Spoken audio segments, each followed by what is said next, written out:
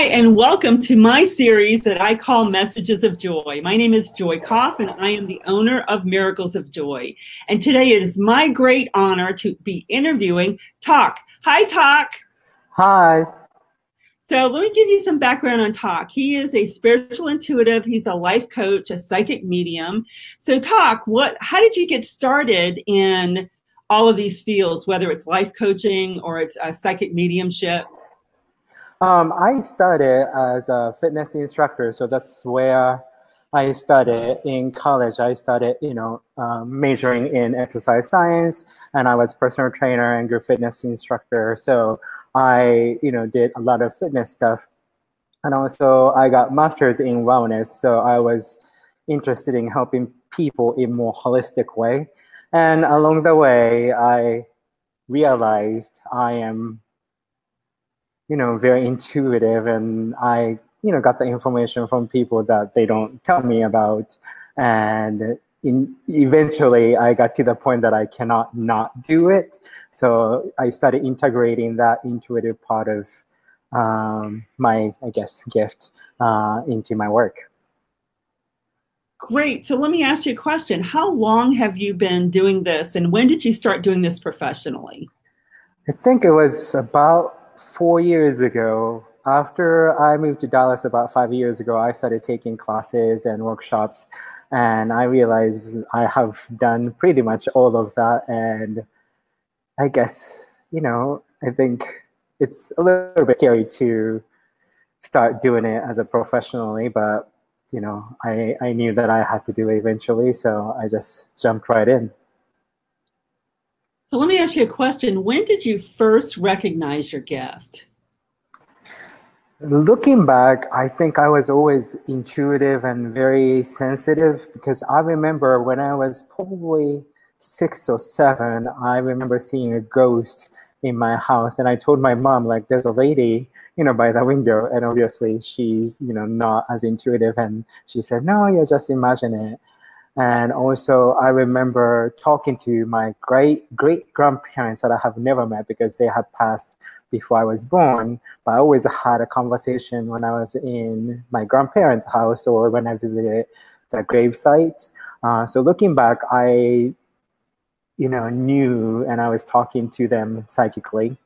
But consciously, I think when I was in probably mid-30s, I realized pretty much my first impression of people are usually correct. I may not know the details about their life, but I knew what kind of person they are. And then, especially, I remember I went home after coming to the States, and at the airport, I started seeing all the images about their past lives, and I knew what kind of person they were, even though, they may be just a staff or, at the airline who's helping me check in and whatnot. So at that point, I started realizing, oh, what I'm seeing is actually their information, from their energy. So that's what I consciously realized I have a gift. So let me ask you a question. What is your motivation for doing this work? I think for me to help people, and whether it's reading or just having a conversation,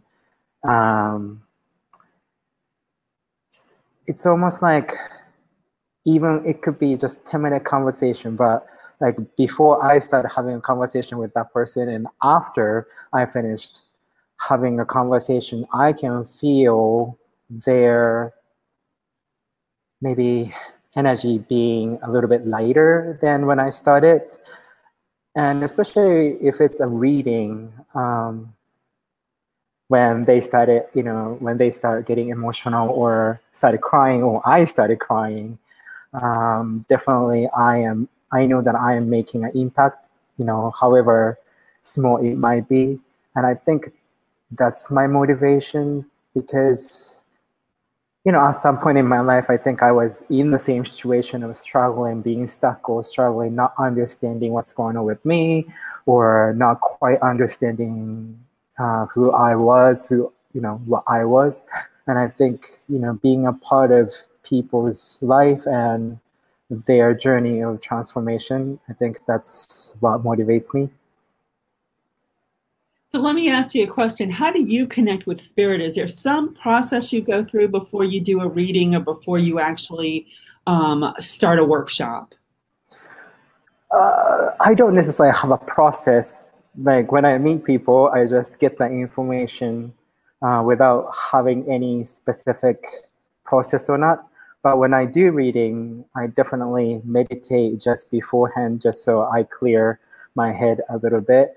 And I do, meditation pretty much every morning anyway. But by the time I get to the place of reading, or by the time I meet a client, I may go through the traffic and then, I get stressed out, or, I go through my own thoughts. So before I start reading, I always have even like 5 minutes, it could be 20 minutes of meditation, just so that I can quiet my mind and I can focus on what I get as information. So what kind of readings and workshops and classes do you offer? I do psychic medium reading. I also offer more like intuitive wellness coaching if they want to make some type of change in their life. And I am a behavior change specialist. So, I go through, asking questions of what they want to change, what they need help with. And then I will, try to make that change happen. But it's not necessarily me telling you what to do. It's just more me assisting the clients, figuring out what they want and how they go about it. And in terms of, I guess, workshops, I have done workshop mainly more for happiness, because I believe happiness is a choice. And just because, we can always choose what we think, what we say, what we do, what we feel. And sometimes because of our past experiences or past habits, we tend to go towards more negative, habits of thinking, or the things that they're comfortable. So I have done wellness-based happiness workshops. So I have a question for you. You've been doing this for some time. Is there any, talk about some of your mentors and some of the classes and workshops that you've taken, and just some of the certifications, if there are any, that you went through. And, how do you feel about this process that you've been through? Okay. In terms of classes and workshops, I took Chuck Murphy's Zero to Psychic class, and also I went to John Capello's workshops. And what I guess benefited from those workshops were not necessarily like a new knowledge, because most of them I have had some type of experience before, I have read it before, but what I got out of it is to know exactly what talent or gift I have. Sometimes I hear, sometimes I see, and sometimes just get to know the information. So, that's where I was, but also, I could read people's aura, I could see their spirit guides, but also past lives. So like I knew where I was good at. And also, when I tried different classes, such as like astrology or tarot, even though I understood, but I knew it was not quite, a modality for me. Right. And other than that, I read a lot of books. So for me, the big, I guess, influential books were Conversation with God by Neil Donald Walsh, and The Power of Now, The New Earth by Eckhart Tolle, Wherever You Go, There You Are by John Kabat-Zinn. They always talk about being in the moment instead of being in the past or being in the future in the thought form. So that definitely helped me. And I watched Joan Edwards, James Van Praagh, Teresa Caputo, and just seeing their way of communicating their messages and how they use symbols. And each person has a different symbols because they have a different life experiences. But I remember John Edwards talking about pink rose, and then eventually that all became my symbol as well. So now when I see pink rose, I know it's sign of affection or love, that kind of things. So I try to incorporate the things that I can connect, I can understand. And then to this day, even though John Edwards used a lot of astrology signs, I still cannot get it because I cannot remember in what order, at what month. So probably they're less likely to be my symbols, but I have other ways to connect, whether it's animals, animal symbols, that kind of thing. So I think those workshops and those, I guess, psychic medium based information is important, but I also realize it's important for me to live my own life and have my own life experiences, because Spirit uses any information that they can use to connect with me, connect with the clients, and deliver the message. So sometimes they show me my grandpa, and then I know what that means, and I see sometimes the sign of the oxygen mask from the airport, from the airplane, and I know what that means. So anything I have touched on or I have experienced in my life became, I guess, different tools and language for me to deliver the message. So pretty much, everything has contributed to my gift of reading. So how should a client prepare for a session with you? Is there something that they should do? Or is there a certain thing that they should prepare? I think first thing and most important things is just to be open-minded, trying not to come with a certain mindset of, I am going to get this message, that type of thing, like just that holding on to the specific thought about it, because, some people come to ask me about relationship and then sometimes just does not, once I answer the question with one answer and then, the message can be about, their past experiences or what they're struggling with at that point. But at the same time, if you want to communicate with a specific person, you can ask them to come, because sometimes without me knowing, I relay their message, and then after that reading, they would tell me, oh, I was just hoping that this person would show up, and they did. So, open-mindedness, but also praying sometimes works. Can you share with us some of the feedback that you've received from some of your clients? I remember there's a lady whose son passed from suicide. And she came and I gave her not only what he needed to communicate, but also he was telling me about roses, like red roses.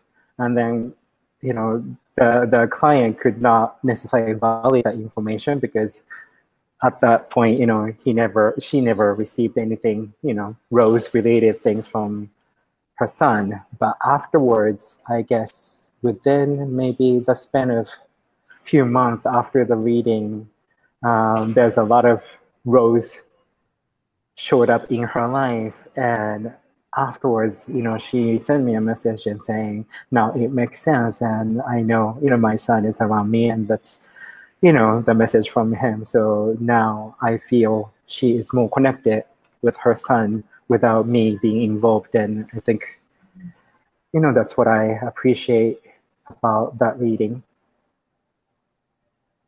So what advice would you give someone who wants to pursue being a psychic medium or who wants to pursue being an intuitive?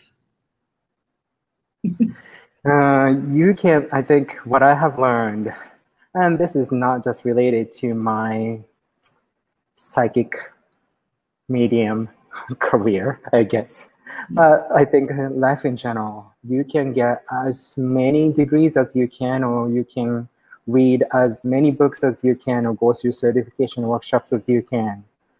But in the end, what I found and what I learned is all the answer is always within, and intuition is always there to tell you what you know already. And I think a lot of time when people are starting out, including myself in the past, we are not quite confident about our gift or quite not sure. And for that reason, yes, going to workshop helps, practicing helps. Mm-hmm. But in the end, I think listening to their intuition and having a conversation with your higher self or spirit's guide, or angels, whatever and whoever you believe, I think that is the most important connection that you have. And I just thought of this in Japanese. When you write the words confidence, there's 2 letters. One is self, the other one is believe. So if you believe in yourself, you always get confidence. And that's a good, reminder for myself often, because, as much as I want to say, I'm successful and I'm totally, enlightened or whatever, but I'm not. And, life throws, curveball at me, and sometimes I go through life. But once again, what I remind myself is to listen to my own intuition. And I think, every day when I meditate, by the time I'm finished meditating, at least I know my answers, and I know I'm ready to, have another good day. So yeah, that would be my answer. Well, thank you so much, Tak, for joining me today. It's been my pleasure.